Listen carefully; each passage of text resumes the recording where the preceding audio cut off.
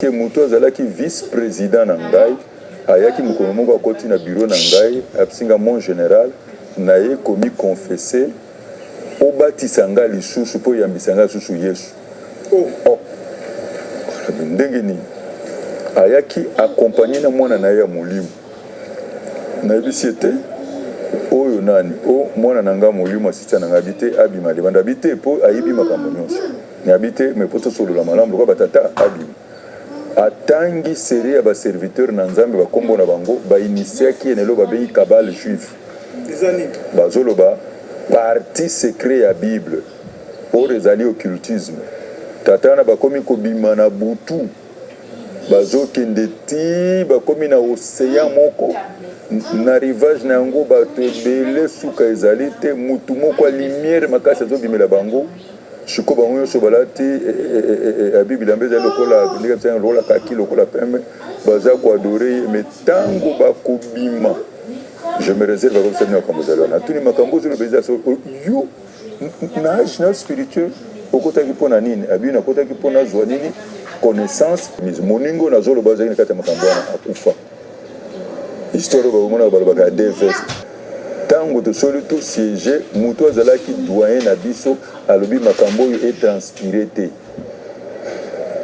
ezalaki révérend Mupempe asi akufi eze tozona malamu tambwe c'est-à-dire ce qui est transpiré et aussi mabe ce que yo ozote place à okufa c'est comme si que après avoir retourné de pas Soni Kafuta ba o balakaki liwa ba pasteur magicien wana bazuye babomi c'est ça?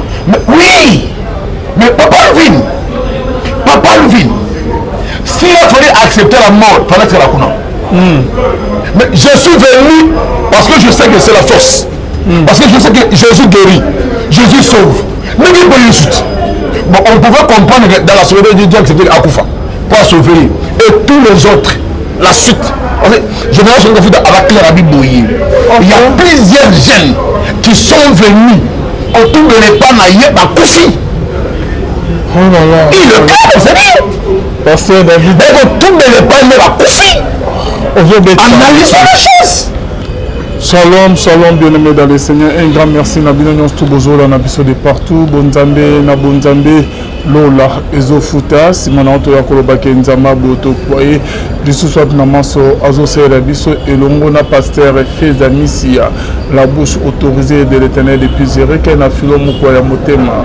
Ya bives de homo depuis Londres pe na mama Gisèle Lukelo motema papa Emmanuel et na Boston. La servante de l'Éternel mama Dorcas Mvango Nzamalola abatelia biso yo esika ozali. Bonzambe na bonzambe Yesu nde Moussouki Suleiman ne triomphe jamais. Bien aimé dans le Seigneur. La fois passée, Bolanagi première vidéo, mais deuxième vidéo, Moussoussou Erut Kobima, toujours prophète, l'évangéliste est pas Denis Lessier, mais l'évangéliste Soni Kafuta a dénoncé. Kiss et Kotinakatine église. Confirmé par l'évangéliste Soni Kafuta, la magie dans l'église, bien-aimé. Ba pasteur misusu bazo kufa parce que basimi kisi bien-aimé. Ba go tia biso extrait nango extrait ya vidéo occultisme côté une église. Mjami baile ne ko recevoir bana bakomi koyambola. Bana ngope mingi basi bakufi. Teso ko remarquer ki ba série moko ba prophète bazo kufa. Ba série moko ba empoisonnement ba kamoni ebele. Tomoni ke église makambo po bazo cité batona kombo bana na babangi bazo kosenga ba délivrance zana besoin ko zongela siko nini nzambe na koka kité ke muto azalaki vice-président na ngai ayaki mokolo moko akoti na bureau na ngai apisinga mon général naye komi confesse obatisa nga lisusu po yambisa nga lisusu Yesu. Ndenge nini ayaki accompagné na mwana na ye ya molimo nayebisi ete oyo nani o mwana na nga molimo asitisa na nga bite abima libanda bite mpo ayibi makambo nyonso nayebi te me mpo tosolola malamu lokola batata abima atangi seri ya baserviteur na nzambe bakombo na bango bainitiaki enelo babengi kabale juif bazoloba parti secret ya bible oyo ezali occultisme tata na bakomi kobima na butu bazokende ti bakomi na océan moko na rivage na yango bato ebele suka ezali te mutu moko lumière makasi azobimela bango shiko bango nyonso balati abibilamba ezali lokola ndenge msanga lokola kaki lokola pembe baza koadore mais ntango bakobima je me réserve bakomisa bino makambo ezali wana tuni makambo ozoloba eza yo na age na spirituel okotaki mpo na nini abino akotaki mpo nazwa nini connaissance et na luka nazwa pouvoir lokola oza nango moningo nazoloba azali na kati ya makambo wana akufa histoire bakomona balobaka ya deux vestes ntango tosoli tosiege moto azalaki doyen na biso alobi makambo oyo etranspire te ezalaki révérend Mumpempe asi akufi c'est-à-dire ce qui est transpiré et aussi ma belle église. Ok, voilà. Nazanga mote nazali sous la pasteur David, nazomisi na émission lelo. Shalom l'homme de Dieu. Shalom papa. Bon, ça va? Nzamba sobate. Le bana ba o ba monyo so lelo. Nzamba pambola biso bana nzambe bisika to tozami na bandaku ngola nzambe ebila ba vila biso. Merci beaucoup papa David. Le bani noko le ba concernant bililo to to landa lisusu.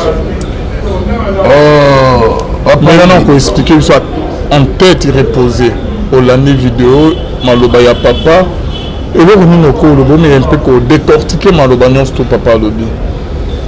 Papa Alvin, omoni makambo ya intervention ya patriarche Soni Kafuta, quand je dois beaucoup de respect, Aza papa, na respect ya sacerdoce nde balakise biso yango. Je ne peux pas toucher à sa personne. Mais au moins, le coup là, tout ça, pour couper sa lumière dans le monde. Tu es belé parce qu'on comprend que c'est difficile. La mission précédente, il y a eu de réactions. On va féliciter. Il y a menace. Va menacer, tu vas détruire, tu vas saloboyer, tu vas boloko.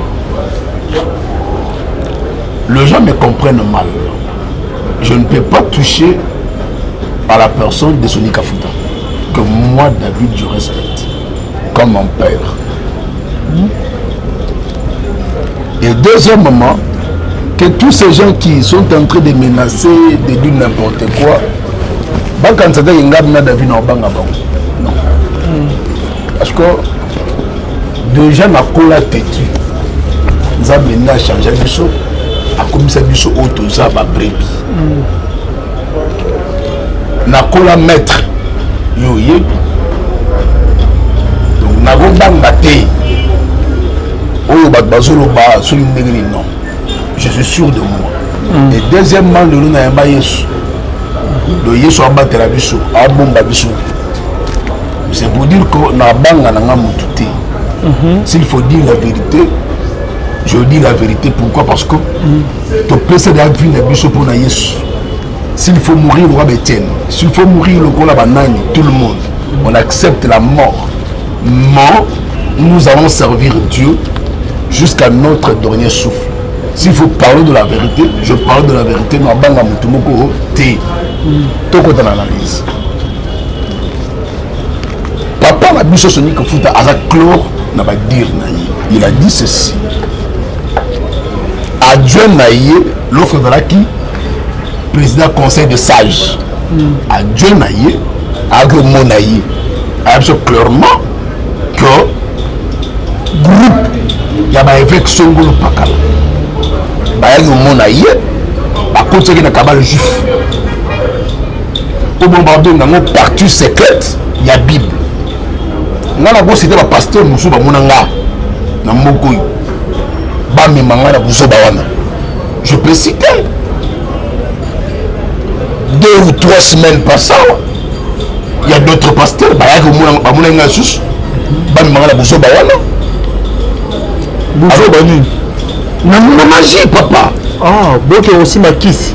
Bango déjà ba double sim, c'est dit ba PD. Ba pasteur. Ba pasteur. Parce que donc ça ba magana bango déjà. Parce que so ba bina no zungu yo pouvoir to zungu. Ba pesa ba mbongo. OK. Azo déjà avec commission ngana otonga, ngana osala boyi, tu souffres pour rien. Qui vous a dit que moi je souffre? Il y a pas comme on a fait dans Moyawa, si on benga Mathéo à la prison comme président. On a vu ticket de paix. Lui tu as sali, à comme président, à comment mais tout le monde est naïe, on fait le roi yété, à comme président Fati. On se voit. Ne confondons pas les choses. On y va à yoté et ça à yoté. Et comme jamais à you. N'a pas jamais David comme Alvin. On ne jamais comme David. Impossible. Les gens veulent copier la vie des autres et ramener cette vie comme si elle était Yabango, qui n'est pas une bonne chose. Et erreur Yaniboso, et même ça la vie à Batuyangwan. Il ne faut pas faire ça. Mais lolo, à cause du voyeurisme, pour ça qu'on soit vie grandeur, on accepte de faire n'importe quoi. Frère, même si Jésus ne revenait pas aujourd'hui, la mort existe. Et tu as agité pour bébé à ce koufa. Et pour nous, vas-y comprendre que la mort peut te surprendre aujourd'hui. Le prédicateur au Gwangaï, au Kendapi. Après cette vie, il y a toujours une autre vie. Pose-toi la question que si Jésus revenait aujourd'hui, même s'il ne revenait pas aujourd'hui, la mort peut te surprendre à n'importe quelle heure. À quoi gagner le succès, la gloire que tu vas souffrir demain? L'enfer existe, l'enfer, elle existe. Mais non, papa, magie et ça n'a qu'à corps de Christ. Non, quand on a pas le bayango. Le pasteur est élevé, il va dans le bon sens. Il n'y a pas seulement que ceux qui sont élevés. Même ceux qui ne sont pas connus, balancés, bakoti. Mais dans la mission clairement, non. Le général Sonika Fouda est en train de dire clairement qu'il y a même des jeunes au Baokoufa chaque jour. Mais maintenant, c'est qui fait mal les animaux. Les gens ont reconnu l'évêque Sonika Fouda comme un père. Ils savent qu'il a Dieu. Raison pour laquelle, soit l'Indéni Bango, Bagana Roukaye, Batoubela, Mabé, Abondavo Wabika. Mais lorsqu'il dit que, Ebele, Yabajem, Bakoufi, Baïgo Toubela, vas-y comprendre, Bakoufi Ndenganini. Vous pensez que Bango tout, on a besoin de Toubela. Bajo ko Toubela quand il y a le couteau. Il faut archiver. Je peux parler de nom Banis. Sony Azo Koka. Alors la moto qui bonza à protéger, bango to azo livrer bango ou comment je ne sais pas. To bazo ko yanga na maboko ya maboko bazo retube da ko tube ya pa pasteur mo ya maboko ou comment nazo comprendre na ba dire na OK Sony à reconnaître andimi que ba jeune ebele bazo kufa pour que ba simi ba magie o ya tabac juif. Tant autant la psychologie oui. L'homme est un animal doté de l'intelligence. C'est-à-dire, la différence entre l'homme et l'animal, c'est l'intelligence, la raison. L'homme agit par raison et l'animal par instinct. Par là, je dirais quoi? Je vais répondre avec beaucoup de sagesse. Je sais que les hommes ont de l'intelligence, ils vont comprendre ce que je dis. Parce que la justice, je vais parler avec beaucoup de sagesse.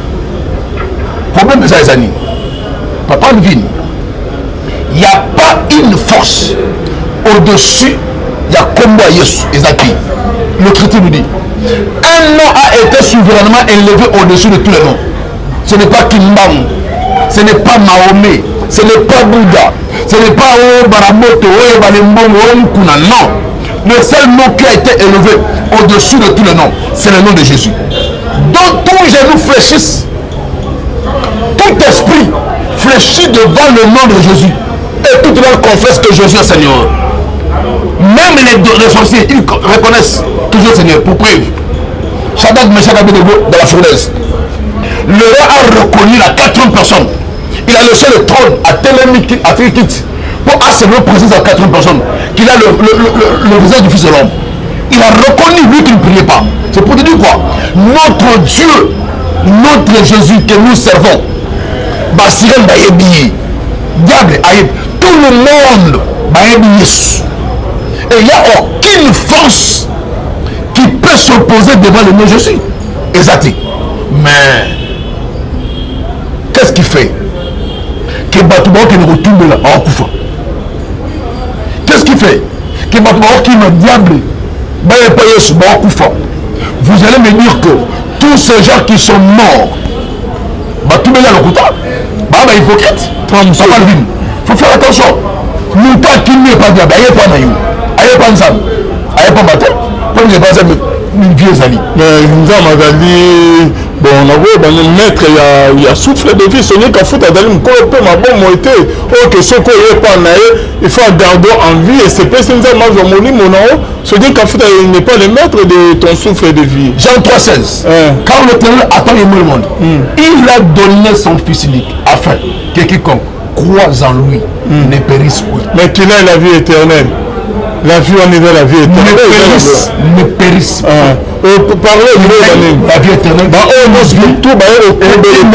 En abondance. C'est le chrétien. Pasteur David Malimbi. À tous ceux qui l'ont reçu, il leur a donné le pouvoir de devenir enfants de Dieu. Romains 8, 1 à 2. Il n'y a aucune condamnation pour ceux qui sont en Christ.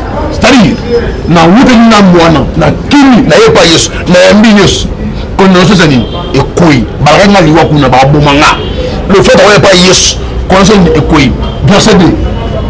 Car en effet, la loi de l'esprit de vie en Christ nous a affranchis de la loi du péché. Nous sommes venus, et la loi de la mort, Mano, il y a une loi bakanengai. Le salaire du péché, c'est la mort. Le fait d'avoir un Christ,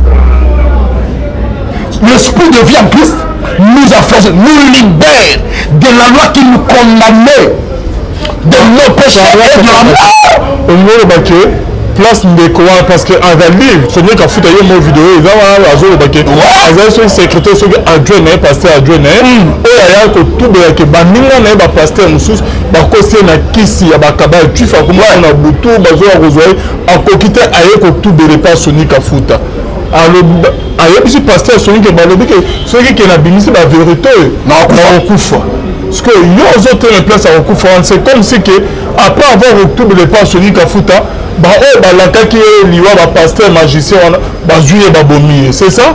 Oui, mais Papa Levin, s'il a fallu accepter la mort, il fallait faire la kuna.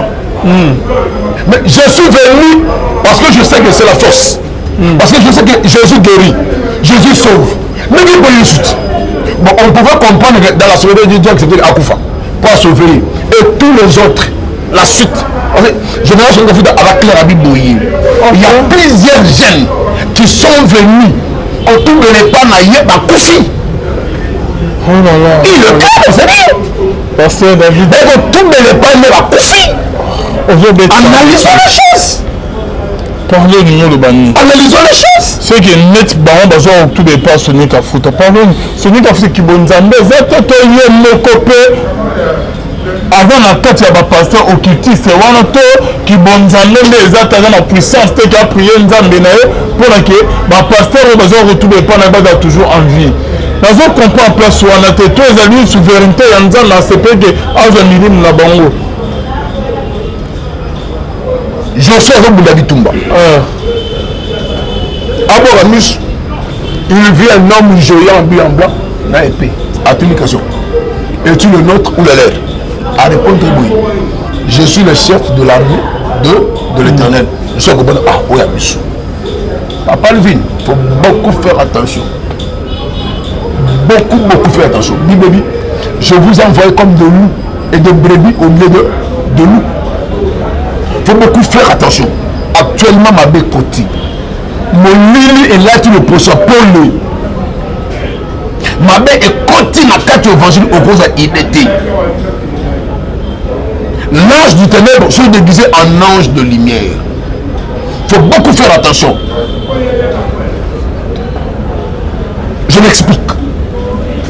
La fois où on a pris cet exemple, on a dit oui.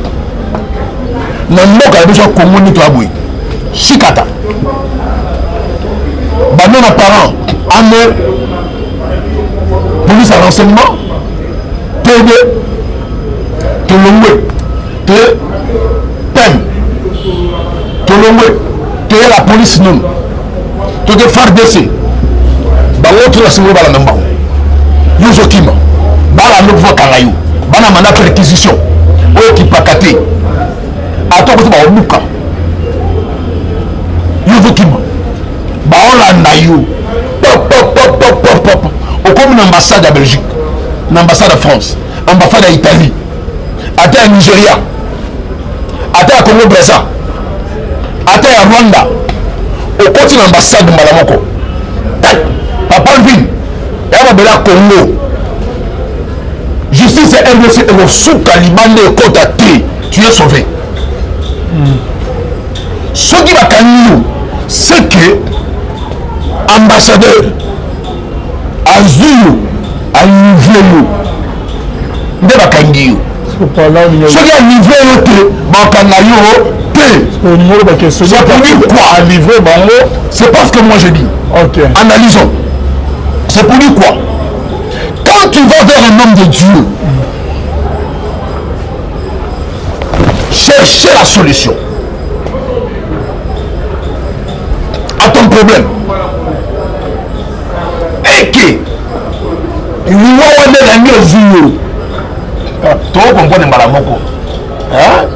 on peut comprendre Malamoko 2 fois 3 fois 4 5 avec une succession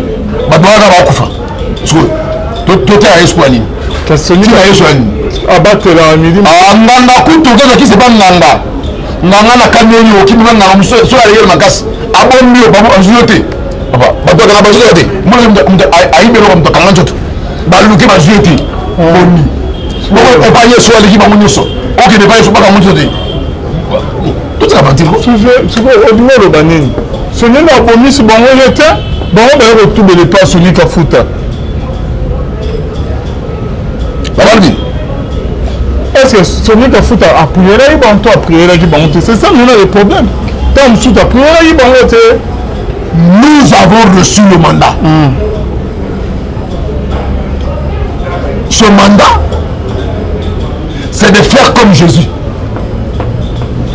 Yo ça soudain. Après monsieur Salat.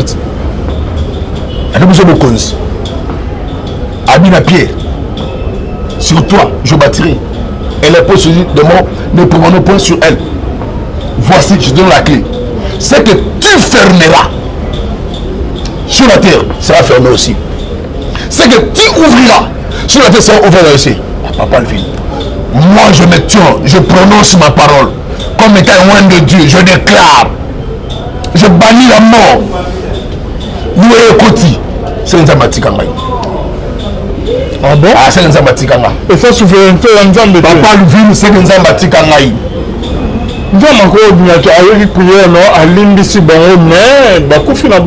Et c'est ce qu'on appelle la souveraineté de Dieu. Cette souveraineté, elle est absolue.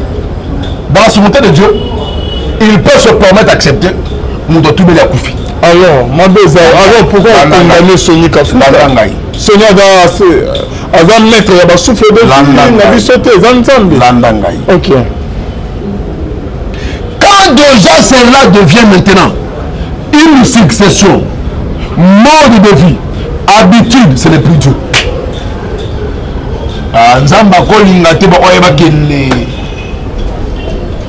Ce n'est plus Dieu. Je suis clair dans ce que je dis, ce n'est plus Dieu. C'est qui? Il y a mon habit.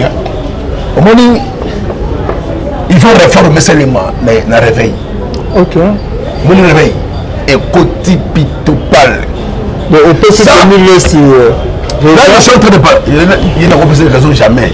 ye nakopesa ke jamais parce que va dans mazo te mais na ba ba nyam de fo de nesi ko tchaki na raja pasteur te lungola kai le goût na magamnete il y a ko tchaki na ranger la pasteur te ko tchaka ite tchaki mupanzi to ke na ba o mususu parce que le leva on a deux types de faux serviteurs ba oyo ba kota la musala bazalaka na nzambe te na ba oyo bana na nzambe batengami ozomona. Alors là je suis en train de parler pour ba oyo bana nzambe batengami tozonde la nzambe tozonde la nzambe na busolo c'est important papa ville kanda nzambe za tant tokoti ale oyo na lobaka le moko il y aura des serviteurs de Dieu au Bakoufa année oyo tambola sillonné. Je vous dis c'est presque chaque semaine où il y a les étoiles bazolala bazokota mabele le serviteur de Dieu année oyo bakoufi comme pas possible et essayé bazo continuer kobanga ta de lebezala yo kobanga lebezala yo c'est le temps nzamba père ata pamba te na lega na TVT problème cette prophétie di pesa te nga na date wote coordonner ko sila na juin to moni juin me komi coordonner ko continuer kaka te fait plus important to banga nzambe to zongela nzambe na busolo papa ville ba papa na biso réveil ba bébé se réveil ba tête réveil. Moi je m'étais rencontré un prophète à Bandal alors par un prophète on va bébé se ba jeune rebelle a juste expliqué comment est-ce que l'ingenda Moïse et Moko ne pouvaient pas séparer la mer rouge. T'as la sagesse. Roté, t'as un peu de pharaon avant qu'il n'ait pas d'ailleurs. Et bon, on a pharaon va venir, un magicien, un fait le fit, on va dire bango, et bon, on a nyoka. Bitumasuka, l'ingenda Moïse et bon, il va faire Jéonini, il y a Égypte. C'est du pouvoir Égypte de Zaïni. Écoutez, il y a Moïse. Il y a un monde qui permettait que les boissons mer rouge à séparer mer rouge. Vous comprenez? Par là, il te dit quoi? Que Bonzambé Karaté et suffire pour Osalaboy. Il faut s'en sortir. Vous comprenez? Et c'est comme ça que ça va gêner. On tourne à la papa.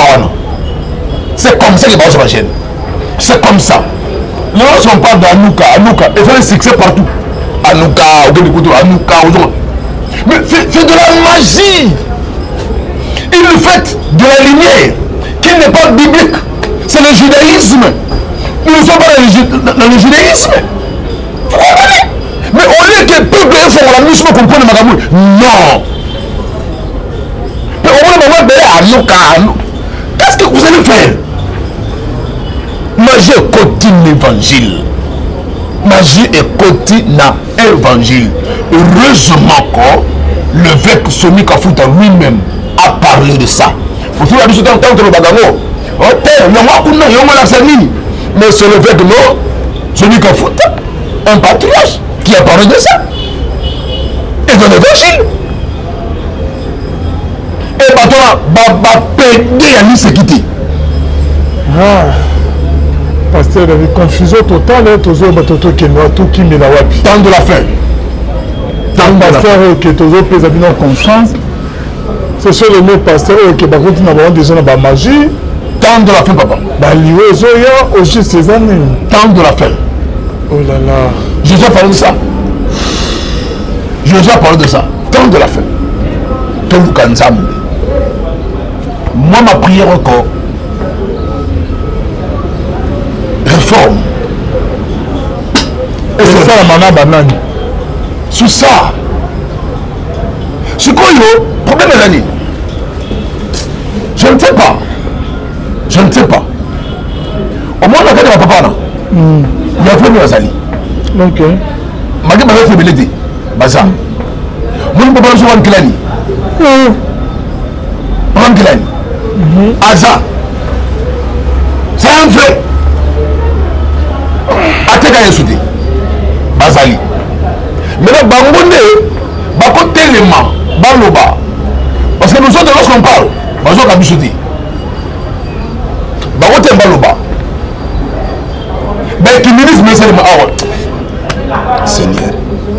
Tous les martyrs catholiques, protestants, qui mangent, c'est biblique ça là. Et non, on n'a pas non. Mais on a à la tête de moi. Sachez que bon Dieu ça va. Oh, on bouge en devenir Nzambe na ngai. Tout est qui Yesu. Tout est qui Yesu. Tout zongi la Yesu. C'est ce qui est important. Papa, moi je vous dis que Ban Nzambe va souffrir. Ban Nzambe baja n'a pas problème. Mais ma kendi wapi.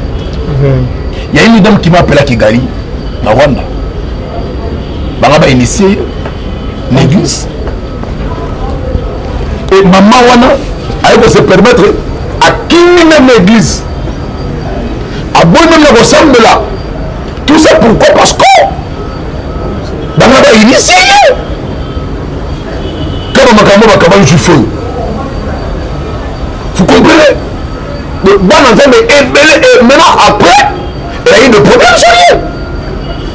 Pourquoi? Parce que elle a la sémence de Dieu, elle est appelée à servir Dieu.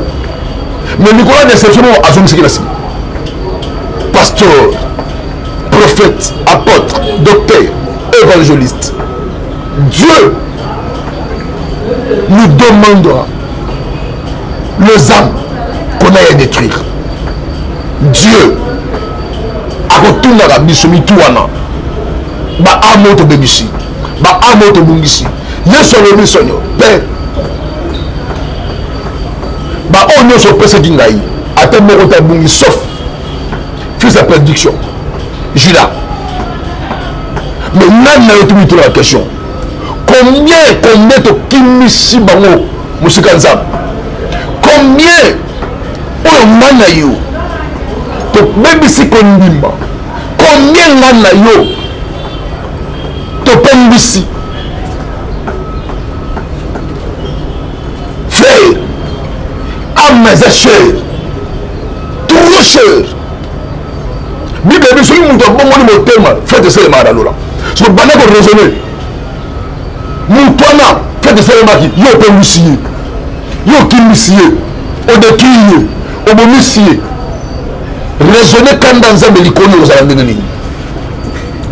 Tout mathématique que non, Dieu jugera son peuple, aura pitié de ses frères. C'est à toi que je parle. Repends-toi. Jésus a besoin de toi. Zongela Nzambe. Zongela Nzambe. Et Gozala Malam. Après c'est plus temps pas m'battre.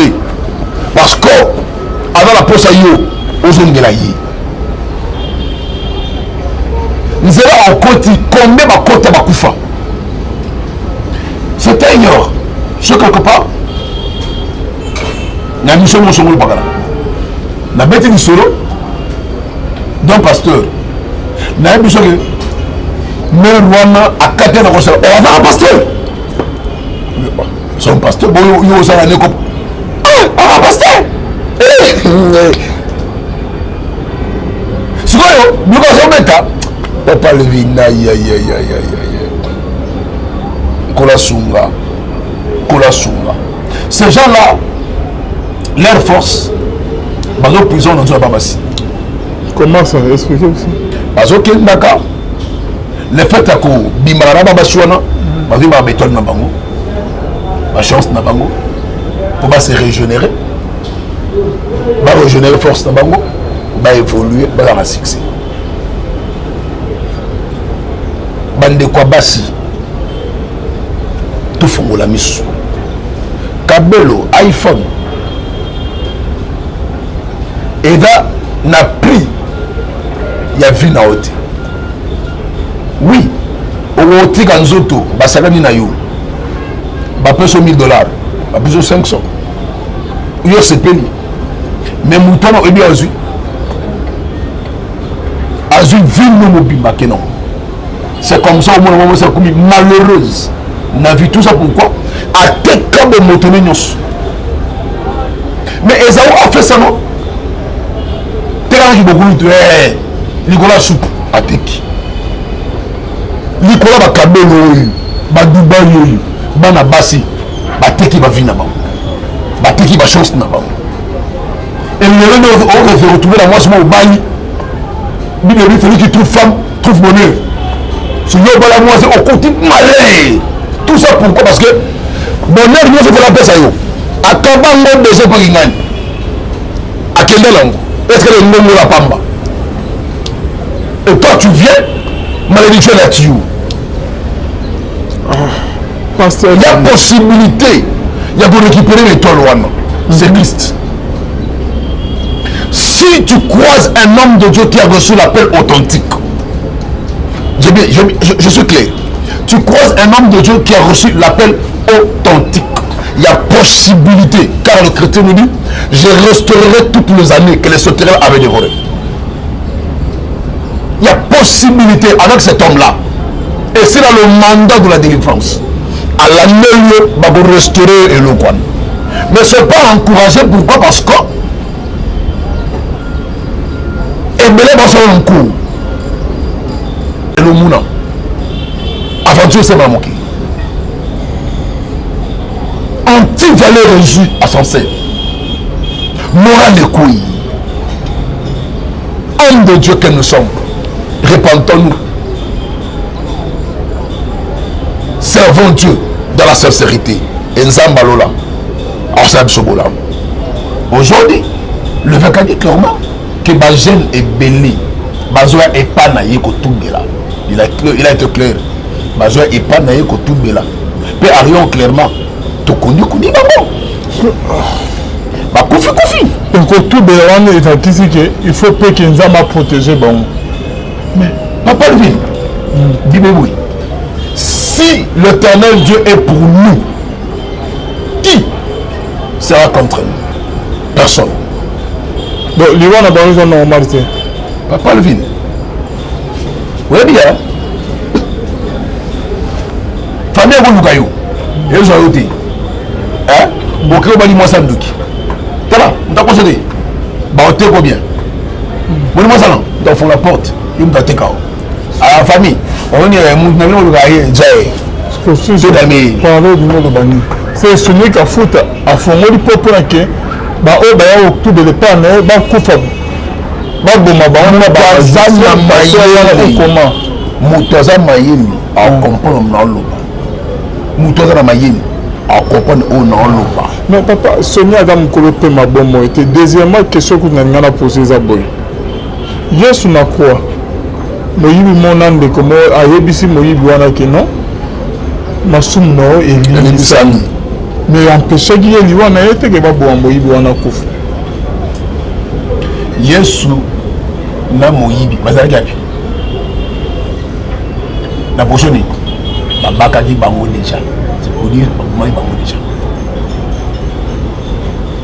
il a reconnu ce péché a donné une minute à l'iwa a sauvé âme à côté de là différent à 38 ans à Bethesda à Bikisi Kende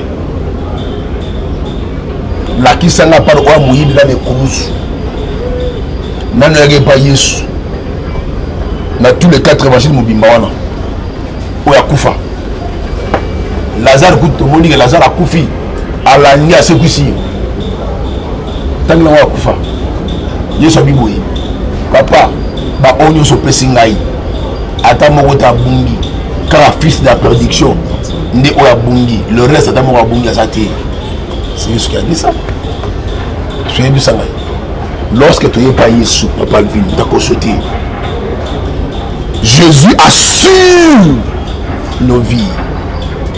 Jésus est la garantie.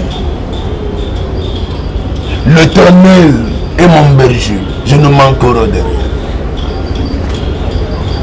Ah oui, même si je traverse la vallée de l'ombre de la mort, je ne crains, car celui qui est à moi est plus fort que celui qui est. Papa Levin, parce que Paul avait Christ. Paul avait Christ. Vipère a souillé. Vipère qui est langage du diable. À chaque fois, la mode. Babara Tala Mouto maudit. Juste en faisant des paniers, quand même, c'est un langage. Non, ça c'est pas une personne maudite. Ça c'est un Dieu. Il a Dieu. Ils ont témoigné la grandeur de Jésus par Paul. Vous comprenez? Paul, Moïse plutôt, dans le désert, c'est pas sauvage de Bimi. Ils ont beau moment. Nous avons témoigné la grandeur. Nous sommes en mission à Tali. C'est pas de rien. Attends, soit qui est pas espèce à notre anime, à Koufaté. Le serpent de rein qui a été levé dans le désert, c'est Christ. Le serpent de rein que Moïse avait levé, c'est Jésus-Christ de Nazareth. Auquel c'est tous, nous prenons notre regard, nous le fixons vers Jésus. Papa Alvin, attends, venant me vendre le Koufaté. Ah bon? Couronné pas Yesu réfléchit sa car. Si n'est pas Yesu réfléchit sa car. Cancer réfléchit sa car. Kiss. Maladie, tout, poison, liboso Yesu réfléchit sa car. Tu n'es pas qui me l'a pas sonné quand faut prier les bango. Plus ba côté qui on pas ba occultiste ba magicien parce que ba bazali ba encore que ba on te bazali na pouvoir sur ma vie na bangote. Et ça va protéger. Là sur ma fala qui est pas magicien. Là c'est pas que dans la secte là. Bango bango. Mais il va la gueuler, ba même notre temps. Vous comprenez? Ce qu'il y a dit que nous avons madame Moussou jeudi. Nous dans une semaine. Nous dans 2 semaines. Vous comprenez? Et ma soeur Mbadi et pas Yesu. Dieu Zali, Nakima. Akim n'est pas Yesu. Vous comprenez? Parce que ce que Yesu n'est sommet. Yakim n'est pas Yesu. Bazou Yesu. Que bon qui m'imboule n'est balé. Vous avez ça là, qui m'imboule les balais. C'est Yesu comme incapable de obéir ça. Il ne sera jamais incapable. Qu'est-ce que nous parlons dans nos compagnies?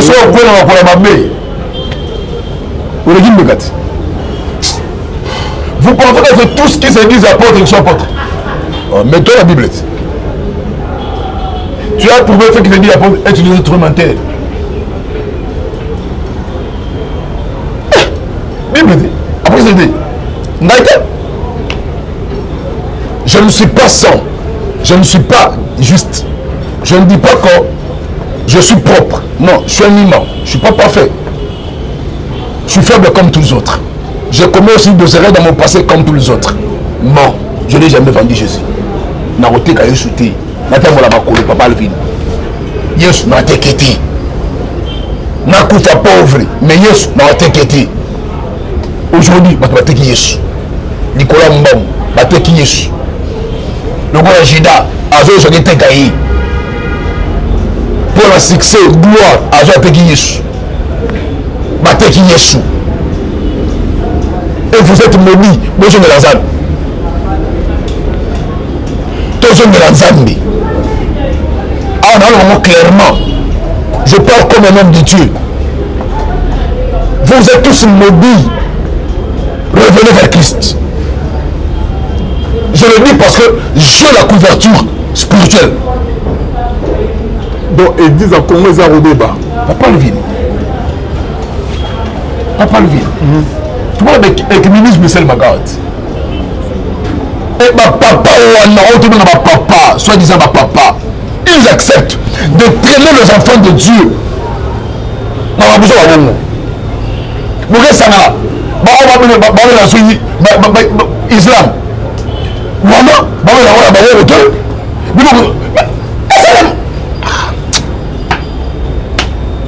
il y a passe. Il y a passe. Donc, église est baby. On dit, fait qui fait mal les animaux. L'évêque général, celui qui a foutu, a dit une chose. Tu sais, on peut comprendre ce qui évêque ou à Dieu n'a eu tout doit couper. C'est-à-dire, on pouvait comprendre peut-être que non, à tout la dignité. Nous avons la souveraineté n'a pas d'image joyeuse. Mais le patriarche a dit une chose. A dit, j'aime les bazons, a dit, est-ce qu'on a quitté un bon cas, j'aime beaucoup de bazon là, nana.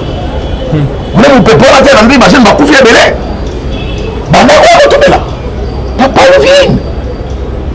Nzamba sena Abraham kutu Isaac. Abona tu mese nzamba boyi.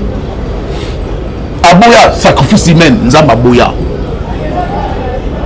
Alors bien dans Matthieu 16, sur toi je bâtirai mon église et les portes du séjour de la mort ne prévendront point sur elle. Mais lorsque écoute l'église féminine, qui a ouvert cette porte? Qui a ouvert cette porte?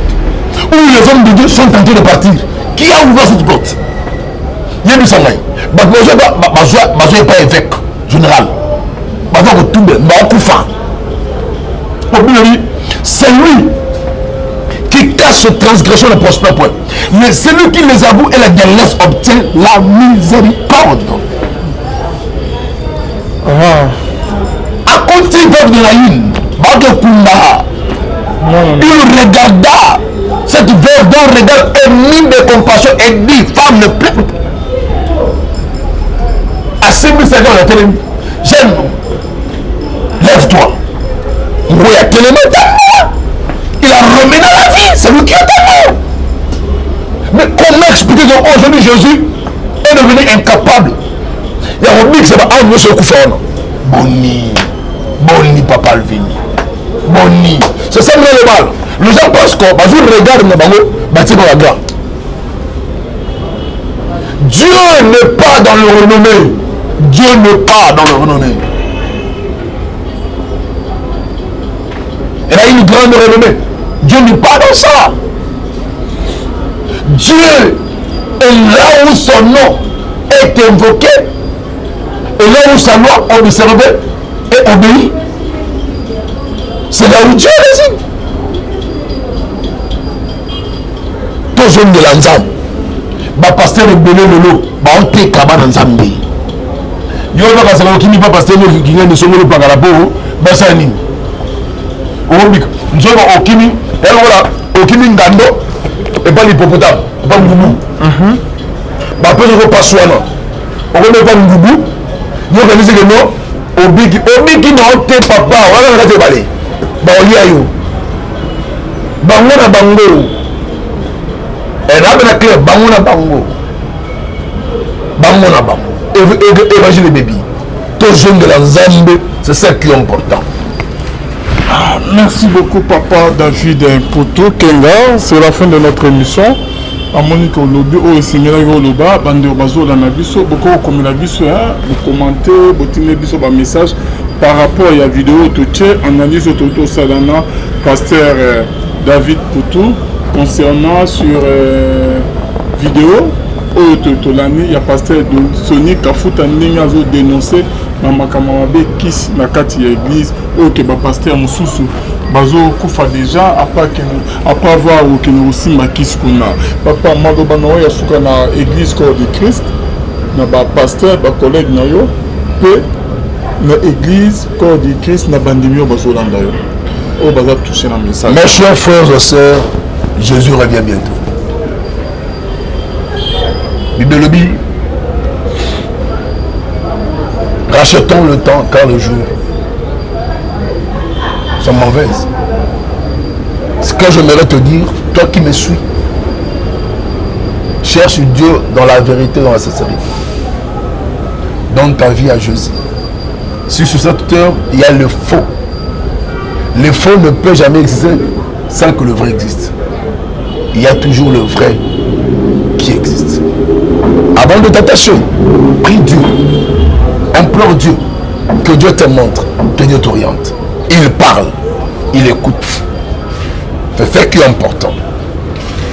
Pour nous les serviteurs de Dieu, qui avons accepté de détruire les âmes. Et aujourd'hui, il y a plusieurs qui ne prient plus. Leur foi a été mise en déséquilibre, en pièces. Tout ça pourquoi? Parce que moi et toi là, nous avons été une occasion de chute pour eux. Nous serons jugés. Il est important qu'aujourd'hui, nous revenons vers la raison, qui est Christ.